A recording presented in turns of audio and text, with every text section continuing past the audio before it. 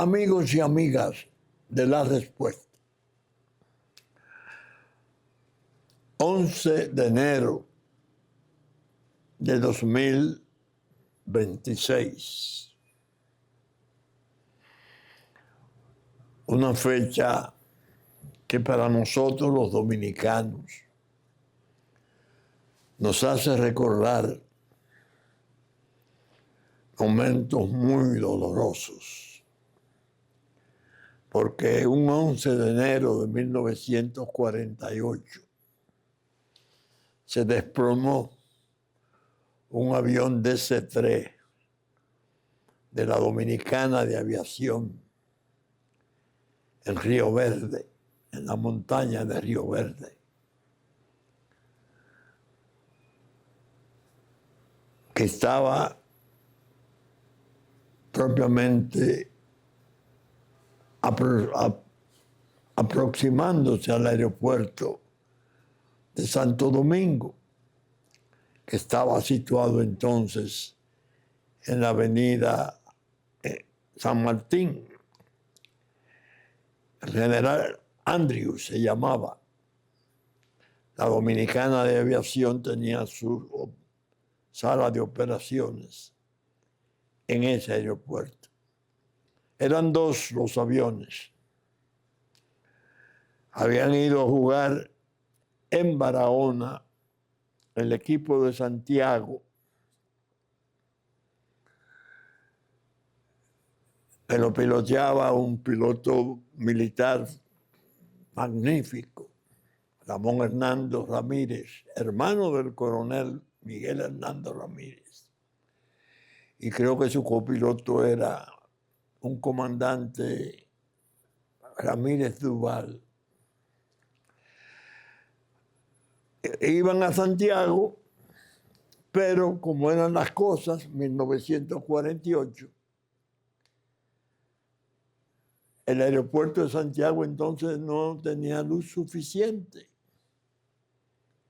y el tiempo estaba tormentoso.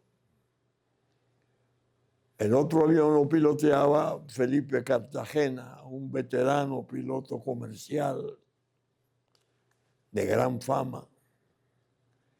Y ambos decidieron sobrevolar sobre Santiago, pero decidieron venir al aeropuerto de Santo Domingo. Hablo para los jóvenes. Y ahí se produjo la tragedia. Un dolor nacional que se expresó con llantos abiertos en las calles.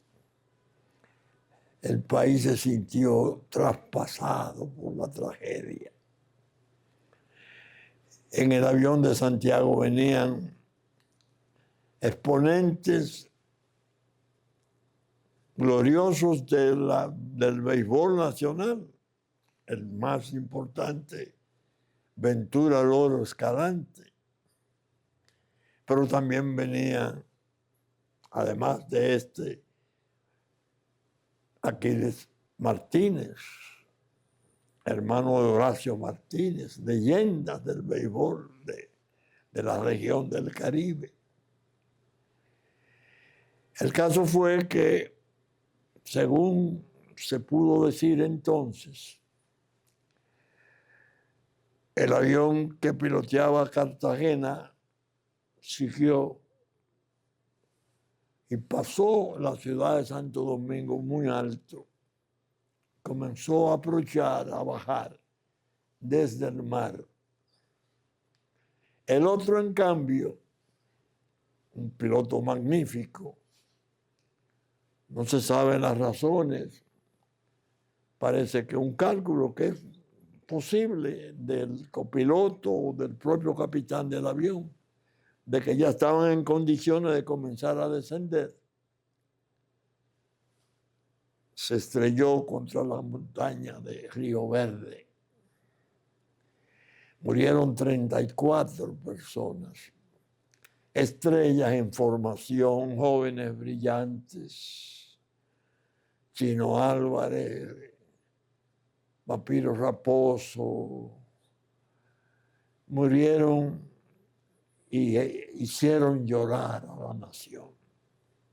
Porque entonces se jugaba en Santiago, en San Francisco, y era béisbol de verdad, muy bueno. Y el pueblo nuestro siempre ha sido con el béisbol, esa es su debilidad. De manera que hoy, 11 de enero del 2026,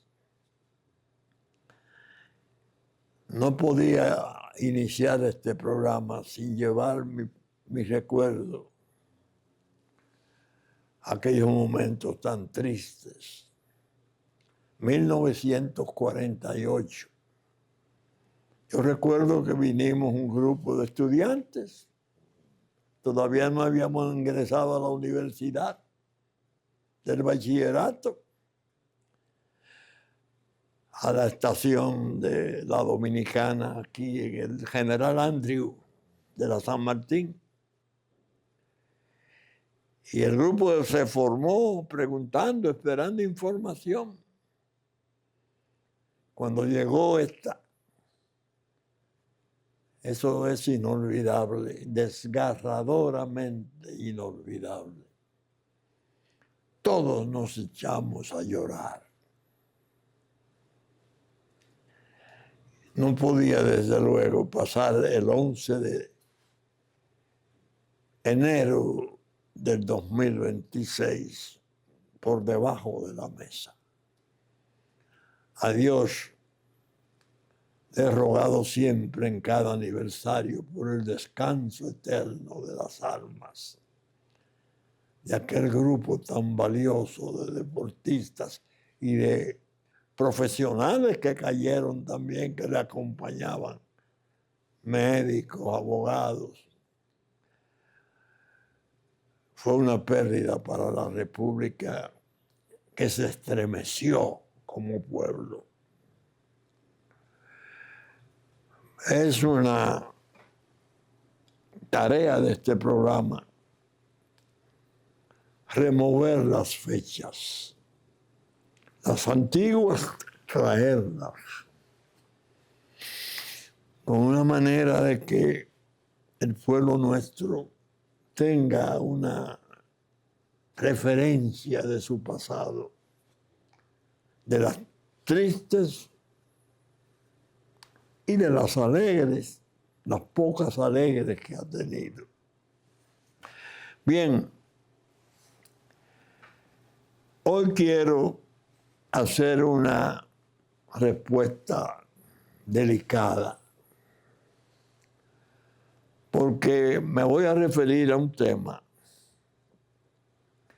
que lo he venido tratando desde hace mucho tiempo. Y las circunstancias han estado tan activas, tan veloces, tan cambiantes,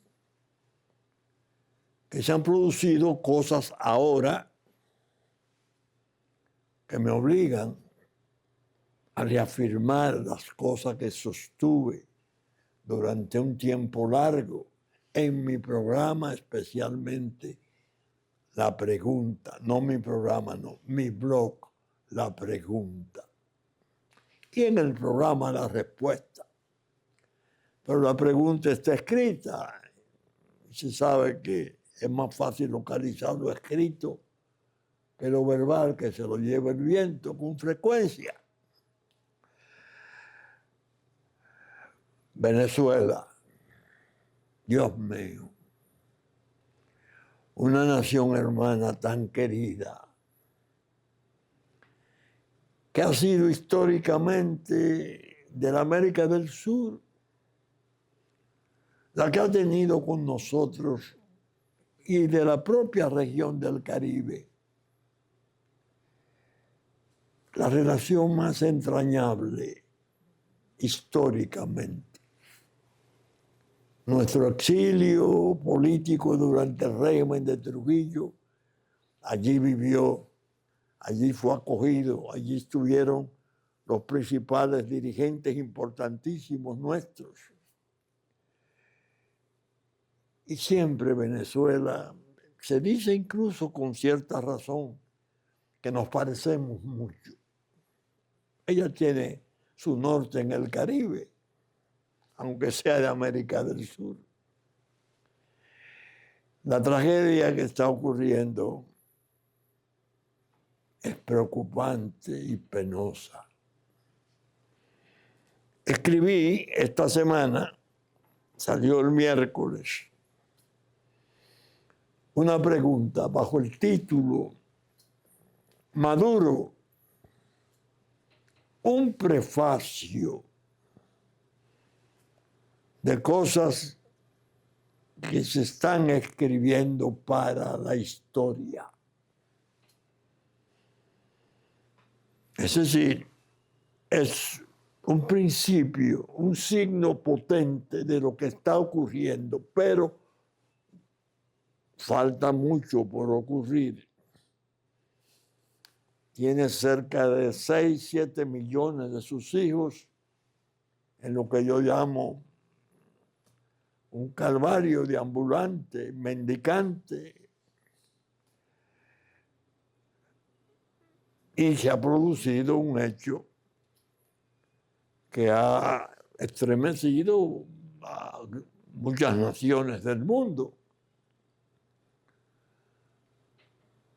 Estados Unidos de Norteamérica, presidida por Donald Trump, hizo un ataque militar sensacional. Sus aviones y helicópteros sobrevolaron Caracas, crearon un ruido enorme, atacaron determinadas estaciones o bases militares, mientras el Comando Delta de Fuerzas Especiales se desplazaba en la ciudad, bajada en helicóptero. Iban al lugar, el búnker, donde estaba resguardado el presidente de Venezuela, Nicolás Maduro. Su escolta es muy significativa para uno entender la profundidad de este conflicto. Estaba constituida por cerca de un centenar de oficiales de élite de Cuba. No había en su escolta personal venezolano. Lo apresaron junto a su esposa, mataron a la escolta, fuerzas especiales, tenían todo coordinado, parece que la CIA había provisto los elementos esenciales de lugares, etcétera, donde se tenía que producir el ataque. Hasta que lo montaron en un portaaviones, el Iwo Jima, y terminó en Nueva York, prisionero. Se lo presentaron ante el juez Pollack, que le llaman el juez de hierro, de 92 años de edad, que ha juzgado en esa corte de Nueva York a los exponentes más terribles del crimen organizado del mundo. Y está pendiente de juicio para marzo. Eso ha traído un revuelo. Muchas naciones se han pronunciado contra esa operación militar especial, ordenada y observada y seguida por el presidente de Estados Unidos, Donald Trump, y se ha hecho una invocación apasionada, si se quiere, de lo sagrado que es la soberanía de los estados y cómo se debe de proteger esta y cómo constituye un tipo de acción abusadora, eso que ha hecho la tormenta misionera de Donald Trump en Venezuela, que eso es inaceptable. Bueno, censuras. Otras han permanecido medio en silencio. Ya se ha hablado muchas cosas de ese acto. Yo me he sentido en la necesidad de observar las reacciones tanto de los estados como de los líderes políticos importantes, expresidentes, incluido uno nuestro de 3 períodos, Leonel Fernández, para saber en qué medida ellos han apreciado y cómo han asumido con comentarios o discursos la calificación de esa operación en Caracas y el apresamiento de Maduro y, bueno, la violación de la soberanía sagrada de Venezuela. Me ocurrió que comenzaron, como estoy medio aislado, mis hijos especialmente son los que me ven con más frecuencia y algunos amigos importantes que piden verme y me ven. Conversamos. Se anunció que el expresidente Fernández, después de tal vez 7 u 8 días de silencio, hablaría sobre el tema de Venezuela. La fuerza del pueblo que preside él su vocero. Naturalmente se produjo la expectación de qué dirá Leonel de esto, porque Leonel, su opinión como expresidente de 3 períodos, sus tratos necesarios durante tanto tiempo con el gobierno de Chávez, el gobierno de Maduro. Vamos a ver qué actitud tiene. Y entonces comenzaron las especulaciones. Unos decían, no, él no traerá nada nuevo. Él se irá por la línea académica.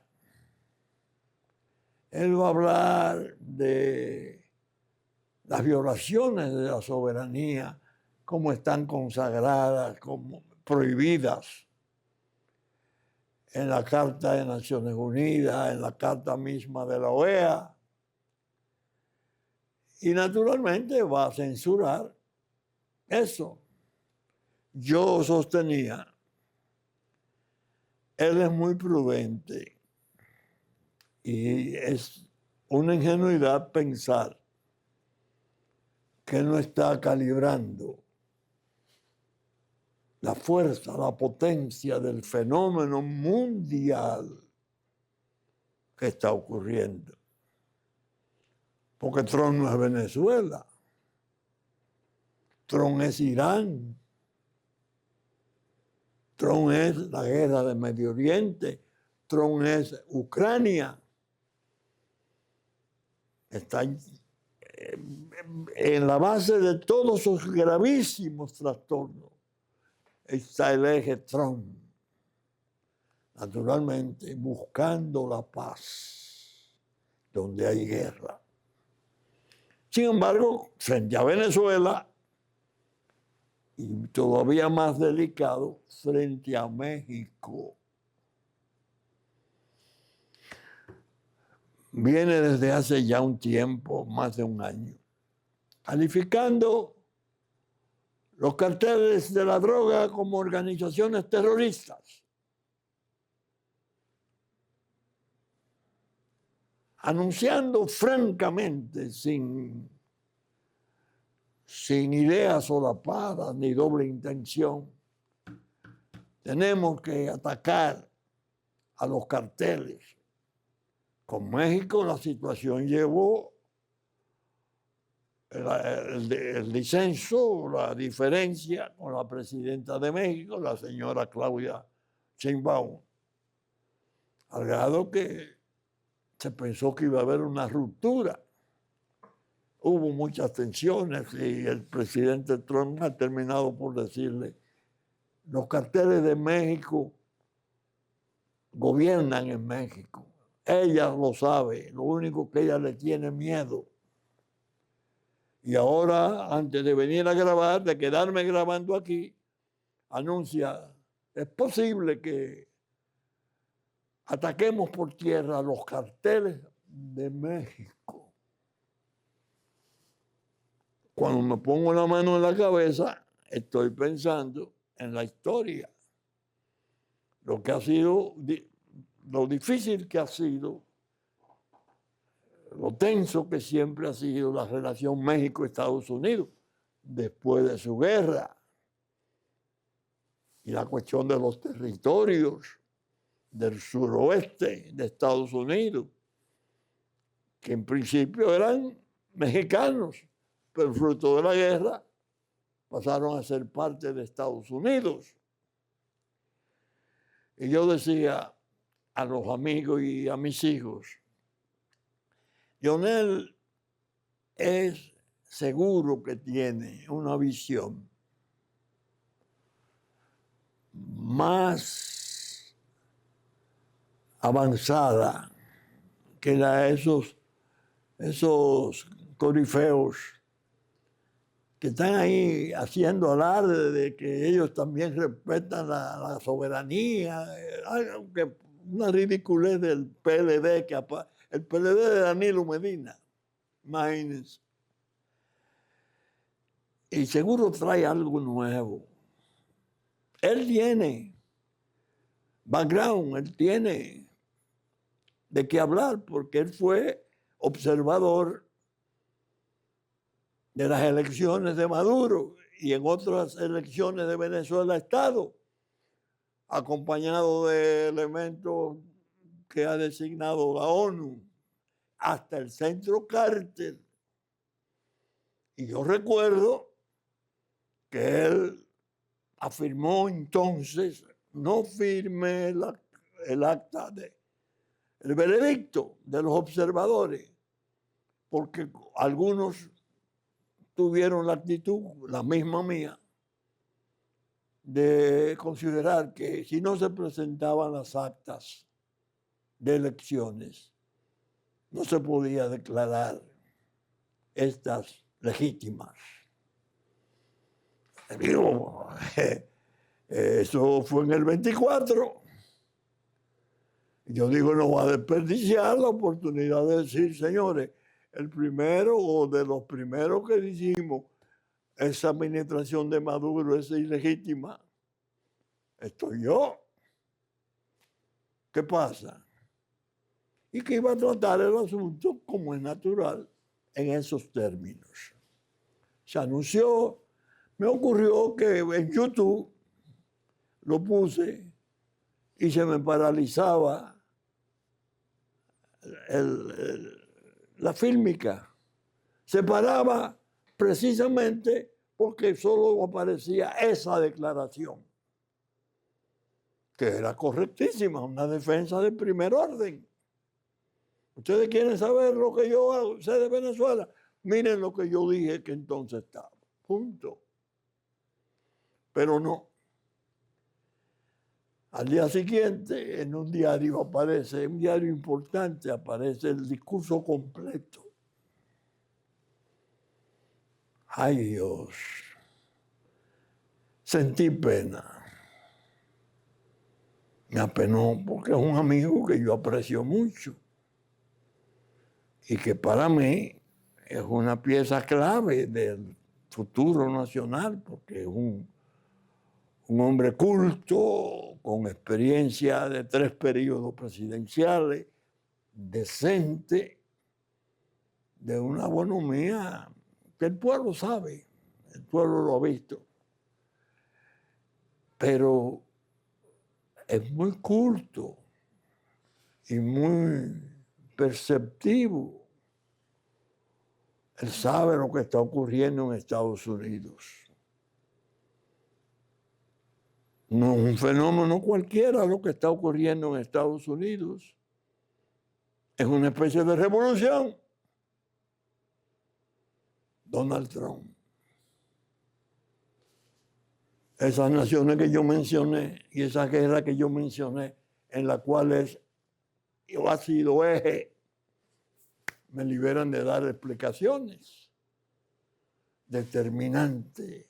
Su país, que estuvo en una fase tristísima de decadencia, de irrespeto, la fuga aquella de Afganistán, como salieron, que daba pena, a una superpotencia nuclear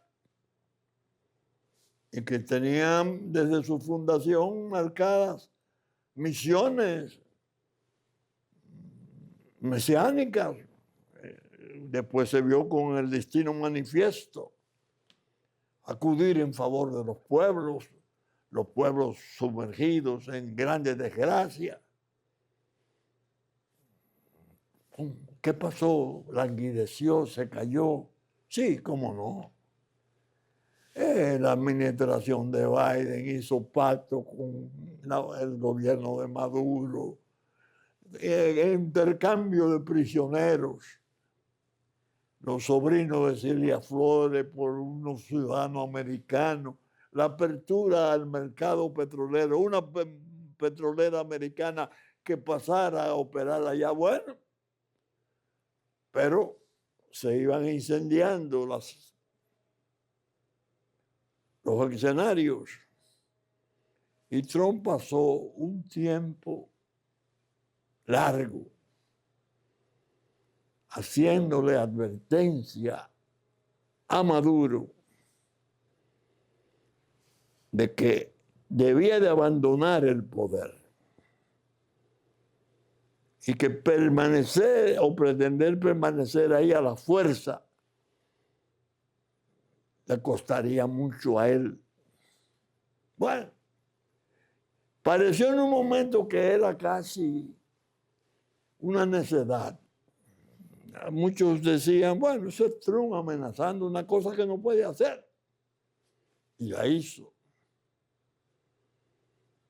Ahora cuando se presentan los resultados previos a lo que va a suceder, que todavía puede ser más grave, se están dando situaciones espectaculares.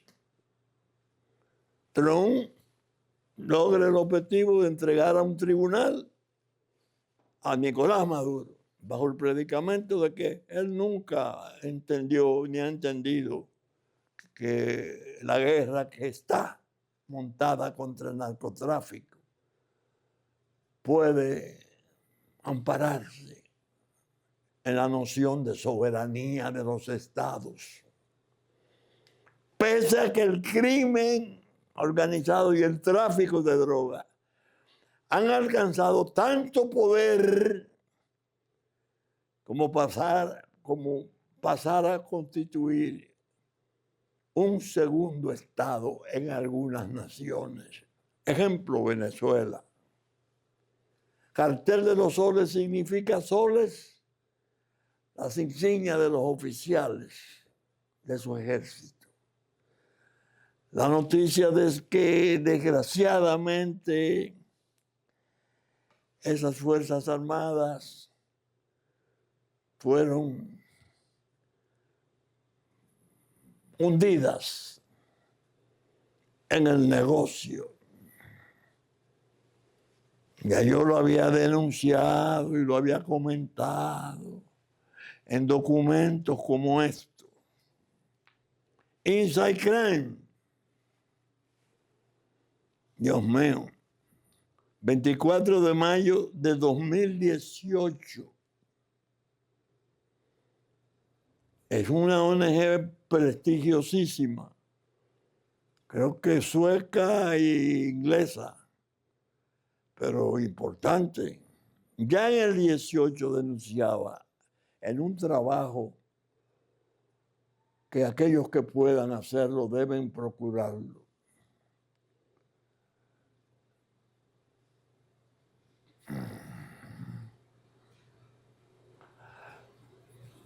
República Dominicana y Venezuela, tráfico de cocaína por el Caribe.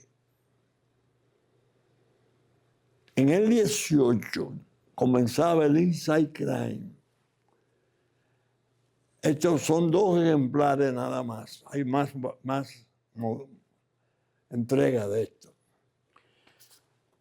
Este era República Dominicana y Venezuela, tráfico de cocaína por el Caribe. Del 18. El que lee eso tiene la necesidad de engrifarse. Aquí hay otro.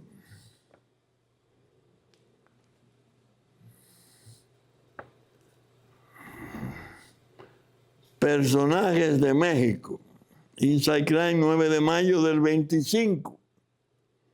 Investigación y análisis de la organización criminal de Sinaloa. Los Chapitos, los hijos del Chapo. ¿Cómo describen cuando estos los fueron apresando? La necesidad que han tenido de negociar con Estados Unidos. La participación de Nicolás Maduro y el cartel de los soles en el tráfico intenso y creciente de la droga hacia Estados Unidos, pero conforme a los mejores testimonios, entre ellos está el del presidente de Colombia, Petro, toda la droga que sale del Catatumbo pasa para Venezuela, ahí es descargada, protegida, se lleva a un determinado punto de acercamiento y de ahí es traficada a Haití y República Dominicana para su exportación a Europa y Estados Unidos y Canadá. Esa situación. ¿En qué consiste el error? Porque yo lo confieso amargamente. El error de mi amigo Leonel Fernández, que todo lo que él expuso es impecable. La Constitución nuestra en el artículo 3, que por cierto no la mencionó,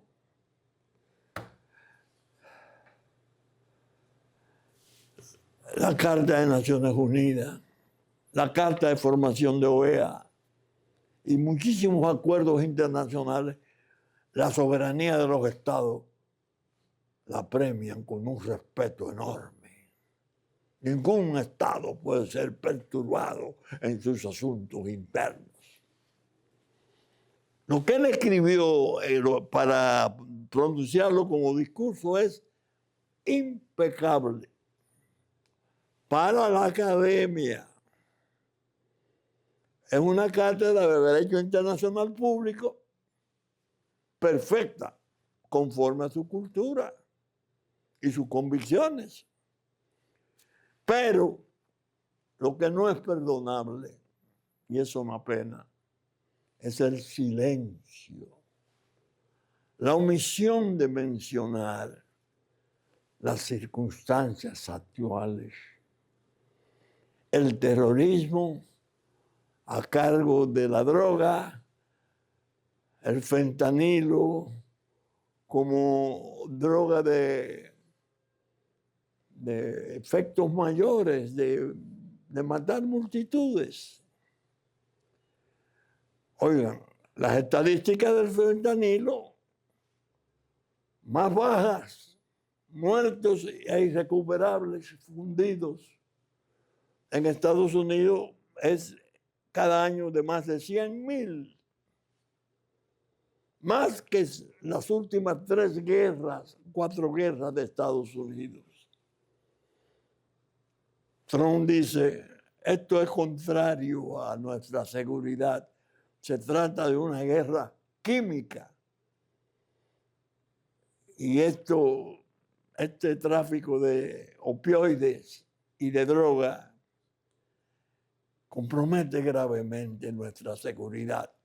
Y vamos a ejercer la legítima defensa no guerreando con el pueblo de Venezuela, sino con el gobierno que tiene, donde está el grupo que controla y maneja todas las facilidades para que la droga venga a dañar nuestra población. El presidente Fernández sabe perfectamente que un casus belli fundado en que una parte alegue que esté ejerciendo la causa de justificación de legítima defensa, no está atentando contra la soberanía. Está evitando que el crimen en esos niveles, ya como un estado virtual, siga atacándole y se defiende. Y que no es posible amparar a los grupos criminales que ejerzan el gobierno en la soberanía de las naciones. Porque el crimen no puede tener el alero donde refugiarse. Aquí haremos lo que nosotros querramos, no hay problema, la soberanía nacional nos ampara. No. Él puede creer o no creer en eso, pero debió mencionar y describir las circunstancias actuales. Después de su cátedra universitaria en su discurso, magnífica. Es decir, sin embargo, es bueno apuntar que las circunstancias de hoy no son las mismas que han sido siempre. En el celo y el cuidado de esa soberanía de las naciones.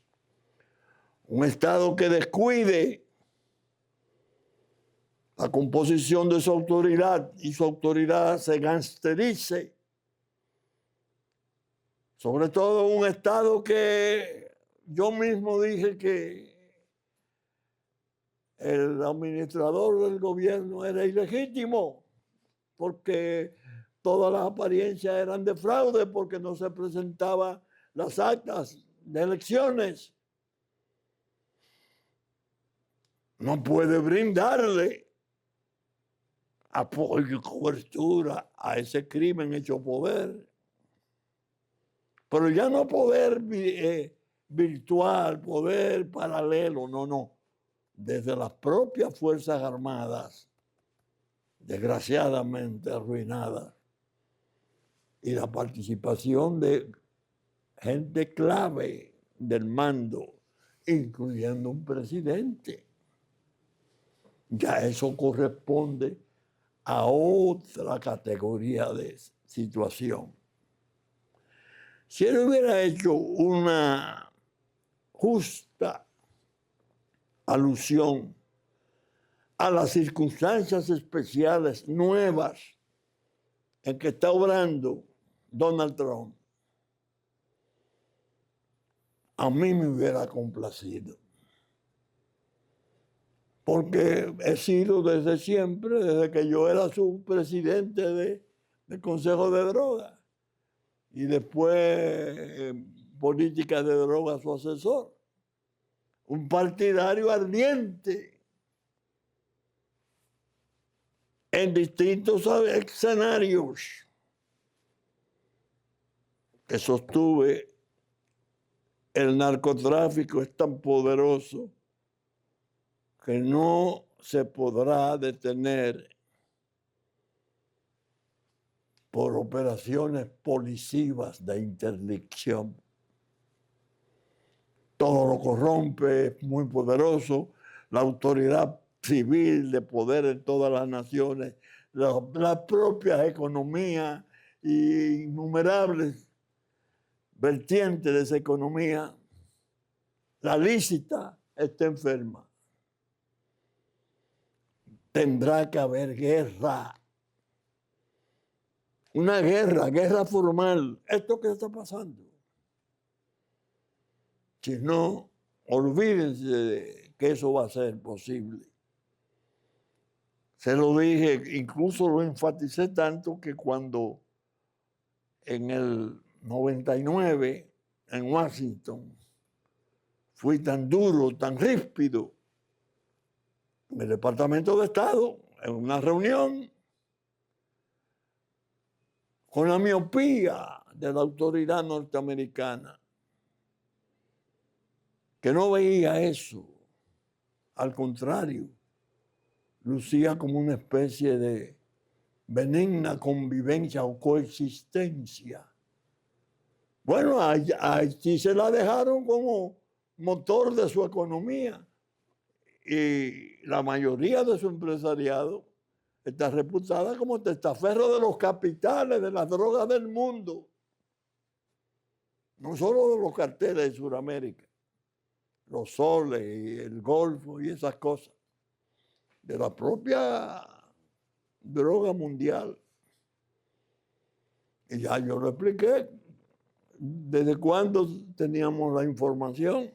Desde el tiempo 1957, en que Salvatore Bonanno, un importante hombre de las familias de las mafias norteamericanas, le respondía en el Senado de Estados Unidos al senador John Fitzgerald Kennedy y le decía: nosotros nos hemos hecho cargo de Haití totalmente.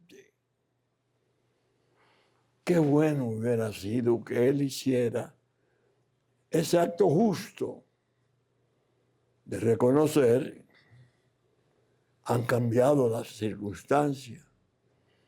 Y evidentemente en Venezuela, bueno, yo diría que hasta los propios gobernantes residuales que quedan, uno de ellos, la vicepresidenta Delcy Rodríguez, hermana del otro, que es importantísimo, está creo en la Corte Suprema, no sé dónde, en uno de esos organismos que ellos tienen, han pactado con Trump. Han pactado con Trump. Están liberando a más de 1,000 presos políticos por razones políticas. Eso es lo que van a amparar en la soberanía, porque un Estado tiene todo el derecho de alegar: no, somos soberanos y disfrutamos de autodeterminación. No tenemos que ser intervenidos por nadie, haremos las cosas. Juicio. Bueno, y eso es otra cosa, porque el Estado formal está alegando que va a juzgar esa situación en justicia. No. El caso de Venezuela, Maduro aparecía: estamos armando 500,000 para milicias populares. Y Diosdado Cabello: vengan, vamos a guerrear, vengan. Confiados en que Estados Unidos, pensando en una guerra civil, se enredara con división entre milicia y ejército y no hubiera pensado siquiera en la transición que se ha hecho tan espinosa, pero que la dirige Delcy Rodríguez. Ella admitió el hecho. Ellos saben exactamente los motivos profundos que tiene la acción norteamericana. Ahora viene el proceso del juicio de Maduro. Testigos a citar. Ay, Dios. Ahí va a haber escándalos tremendos, incluyendo a los chapitos, que que le dieron información sobre los soles, seguro. Y hay alguien que dice, algunos que dicen que el propio expresidente de Honduras, Hernández, que fue indultado porque cooperó, hablando de la droga de Venezuela, enviada por el cartel de los soles a Honduras. Digo, lo que viene es estremecedor y complejo. Y entonces hay un dilema. ¿Usted está contra eso o tolera eso? ¿O lo reconoce como un hecho? Y no es capaz de omitir su mención. Ese trabajo del presidente de la Fuerza del Pueblo, magnífico. Está consagrado en la Constitución, es una obligación nuestra no intervenir en asuntos internos de nadie, correcto, invariable, salvo que un Estado pase a ser agresor. El fentanilo, la cocaína, la heroína, ¿hacen daño a la población? Sí. Hay una flota enorme de 40 barcos y 150 aviones en el Caribe, agarrando petroleros. Me informan que los petroleros se agarran más que por el petróleo, porque por ahí estuvieron saliendo toneladas de drogas a otro punto para de ahí redistribuirla. De manera que es una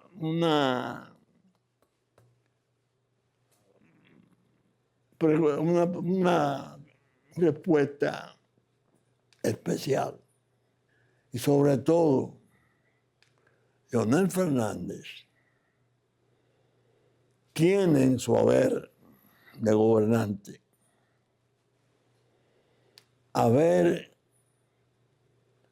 limpiado los cielos de la República Dominicana cuando con su amigo el presidente Lula da Silva y el Banco de Brasil logró el préstamo para la compra de unos aviones tucanos. Del 2000 al 2009, al 2005, de 2005 a 2009 comenzó a cambiar el asunto. 512 vuelos, narcovuelos criminales. Dejaban los aviones en los cañaverales, en la carretera. ¿Cómo? Sí. ¿Y quién reconoce eso? Oh, ¿tú sabes quién lo reconoció? Y felicitó a las Fuerzas Aéreas Dominicanas. El Comando Sur norteamericano. De los tiempos de Biden y Obama. Y un artículo memorable del coronel Bosch en la revista orgánica. Y se muestran las trazas cuando comenzaron a ser desviadas hacia Honduras. Las trazas de los vuelos llegaban desde que se compraron los tucanos y ya el cielo no era abierto. Un mérito de él. Siguió, claro está, el tráfico por lanchas, el que refiere Inside Crime. Lo pudo mencionar como mérito de su administración. No. Estaba entonces germinando el espanto de la guerra. Todo lo que se alegue en favor de que no haya guerra civil, que no se derrame sangre venezolana, es absoluta y rotundamente válido. Hay que evitar por todos los medios que el pueblo venezolano sufra más. Hay que organizar la transición ordenada, seria, a fin de pasar por esta etapa tan difícil. Pero el cartel está ahí. Aquí se han llevado a Maduro. No hay oficiales señalados, saldrán en los juicios, se pedirán extradiciones, no lo sabemos. Es decir, es muy compleja la situación. Y a mí me hubiera gustado más, me hubiera satisfecho más que la prudencia inherente de Leonel Fernández no se expresara en forma tan ingenua, en términos declamatorios. Se sabe que todo eso está consagrado en todas las cartas de los organismos internacionales, en todo eso, y en la Constitución nuestra también. ¿Y qué? Pero no se trató el presente. Y ocurre que él le está haciendo daño a la República con eso. Porque de los candidatos que hay para el 28, él va ganando terreno. Porque la gente reconoce su experiencia, su cultura, y está imponiendo, el partido suyo está saliendo en forma notable. Y esa actitud de él es una forma de brindarle a quienes lo detestan elementos para bloquearle de muchas maneras la posibilidad de ese cuarto periodo presidencial que anda buscando. ¿Quién pierde a la larga? La República. Porque él es un cuadro valioso para todas las crisis que vienen. Tienen que cuidar ese aspecto también. Pero definitivamente me toca, como siempre, ir contracorriente. Pero lo importante es estar compensado de conciencia. La buena fe que inspire, las actitudes, las posiciones, es lo que vale. Y no puedo olvidar una cita que ya cansa, de Albert Camus. Las cosas que no se nombran por su nombre, que no se nombran las cosas por su nombre, son otro mal del mundo. Omitir una opinión así, llamando la atención a ese costado del conflicto, era su obligación. Pero ya yo estoy de pro partida en los confines de la vida y solo me quedan ustedes, generosos televidentes, amigos de la respuesta. Saben ustedes que estamos saliendo por Super Canal 33 de Claro a las 11 de la mañana de domingo. Que asimismo Teleimpacto en sus canales 52 y 22, 52 de Claro, 22 del cable. Y que estaremos en YouTube al mediodía y a las 9 de la noche. Ya hablaremos de los horarios porque parece que vamos a modificar un poco el del 52 en la hora. En YouTube, a partir de las 12 del mediodía, estaremos ya apareciendo. Y yo tengo la esperanza de que con este programa así especial que he querido hacer, ustedes se sientan satisfechos, porque es una forma de mantener la obligación de orientar sin parcialidades. Bien, con la gracia de Dios, como siempre, esperamos estar con ustedes el próximo domingo. Muchas gracias y hasta entonces.